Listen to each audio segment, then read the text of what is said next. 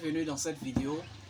Dans cette vidéo, je vais vous parler de l'importance de la lecture. Voilà, pour ceux qui ignorent l'importance de la lecture, je vais vous dire pourquoi la lecture, elle est capitale, elle est importante, non seulement pour votre santé, pour votre cerveau, pour votre corps et pour votre durée sur cette terre. Une fois, j'étais en possession de ce livre.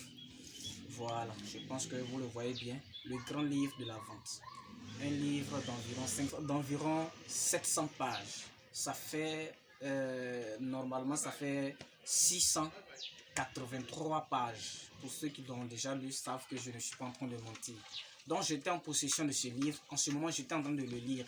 Et j'ai deux amis qui ont vu le livre avec moi et qui m'ont demandé, donc, ce livre-là, tu le lis? Je leur ai dit que oui, que je le lis. Mais ils me disent, mais toi, tu es jeune comme ça et puis ce sont des livres comme ça que tu lis. C'est-à-dire que, et je leur demande, non mais logiquement, ce sont les jeunes qui doivent lire.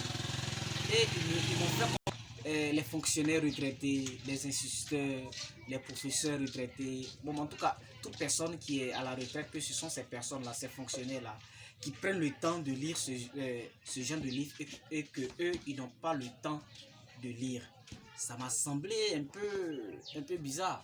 Voilà. Et moi, étant donné que chaque personne a son point de vue, voilà, parce que si on écrit un œuf au sol et que toi tu te positionnes en dessous et que tu regardes, ça sera pour toi un œuf.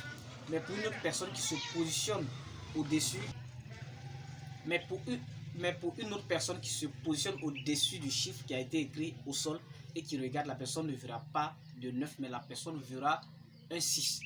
Donc, je n'avais pas voulu trop discuter avec eux, mais moi, je leur ai dit que oui, bien que je sois jeune, mais moi, je préfère lire tout le temps. Maintenant, pour eux, selon leur version, c'est que les jeunes ne doivent pas lire. Les jeunes doivent se consacrer à chercher de l'argent. Moi, je ne les en veux pas. Je ne dis pas que c'est vrai, les jeunes ne doivent pas chercher de l'argent. Mais ce qu'ils ignorent, c'est que notre capacité d'avoir de l'argent est aussi fonction de notre connaissance.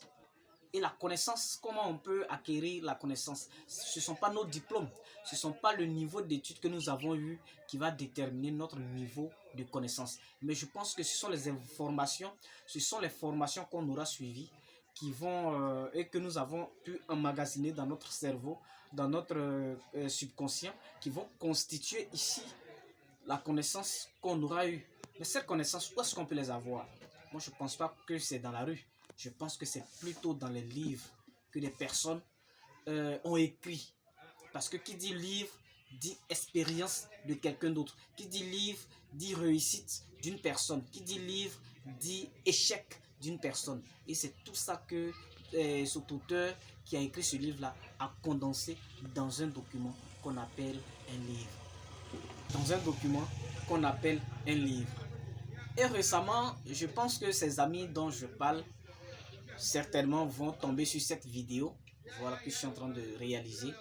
Récemment, je suis tombé, dans mes recherches, je suis tombé sur une vidéo, sur une étude qui a été menée aux États-Unis sur des personnes qui lisent et des personnes qui ne lisent pas. Ils ont réparti un groupe de personnes en deux groupes. Ils ont mis certains à gauche et d'autres à droite.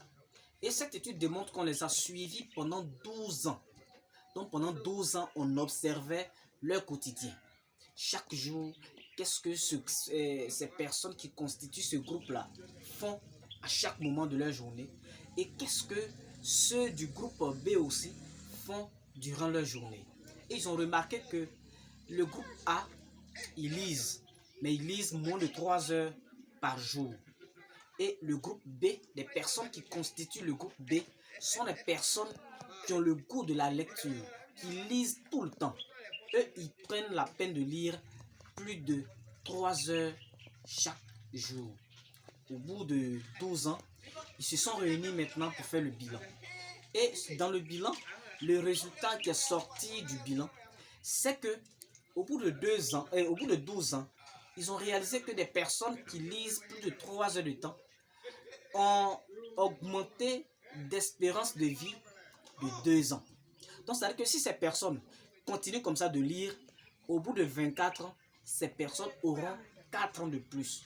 Donc si on ajoute 24 ans sur leur vie, eux, ils vont vivre encore. Donc pour tout simplement dire que si aujourd'hui on fait le calcul et que le calcul démontre que ces personnes, c'est-à-dire que les personnes du groupe A et les personnes du groupe B, soit les personnes du groupe A, n'ont que 24 ans encore à passer sur la terre, et pareil pour les personnes du groupe B, étant donné que les personnes du groupe B lisent encore plus que les personnes du groupe A, on va voir que pendant les 24 ans, c'est-à-dire qu'on va remarquer qu'au bout de 24 ans, les personnes du groupe A ne vont vivre que, n'auront que leurs 24 ans à vivre sur la terre. Et les personnes du groupe B auront 24 ans plus 4 ans. C'est-à-dire qu'à la différence, eux, ils auront 4 ans de plus. Pourquoi? Parce qu'ils lisent. Donc, comme je le disais, j'espère que ces amis dont j'avais échangé à ce sujet de l'importance de la lecture, je pense qu'ils vont regarder cette vidéo.